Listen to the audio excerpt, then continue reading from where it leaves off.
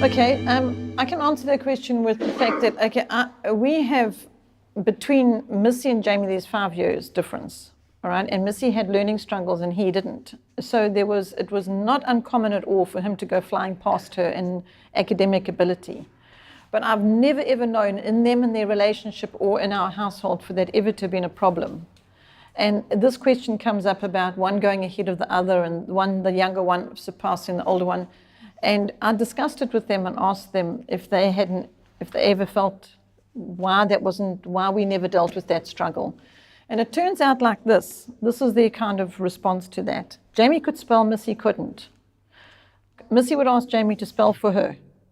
And he would spell the word, and then he would say, what does it mean anyway? And she'd give him the definition. Right? But what the message was that what a gift they are to each other. Look, God has given you this brother that can spell naturally so that he can help you. And then he doesn't understand the definition, and God has given you a sister to. And so it was how wonderful it is that we've got each other to be able to support and help one another in our areas where we need some support, where we're weak and the other one's strong. And that's how we grow together. So there was never, ever a who's better than the other. In fact, if it ever even came a tiny bit of that on any level, it was immediately plucked out because God says we're not to compete with one another. And so whenever we saw that, we'd go to the Word and we'd say, this is what it says about competing and why He cautions us against it and why we ought not to. So if you find your children, there's some negative behavior, look at where that negative behavior comes from, whether it's impatience, intolerance, jealousy, wanting, coveting what the neighbor has, then go to the Word and says, this is what God says to us about coveting. It's not a good thing. We don't want to covet because it's going to go badly for us. So what is the opposite of that? How do we not covet when we feel we really want that bicycle?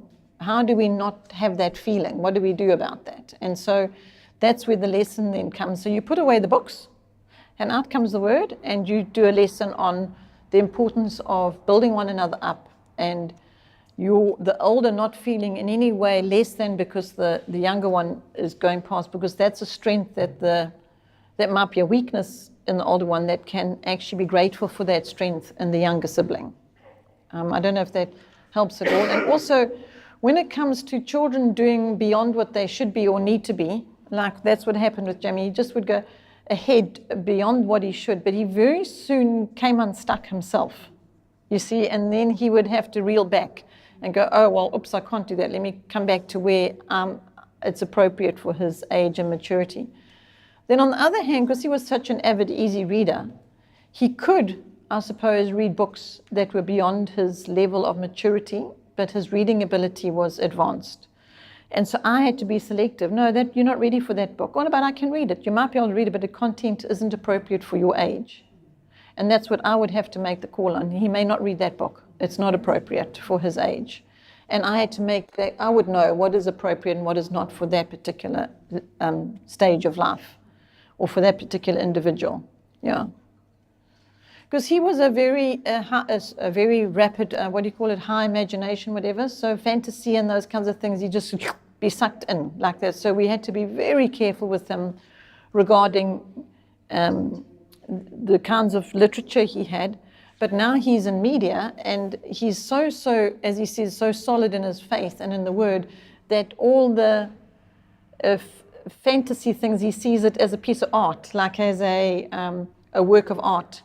And what he learns from it, it's not about getting caught in the world of fantasy and unsure about your faith, and all, because his foundation was put in place to start with.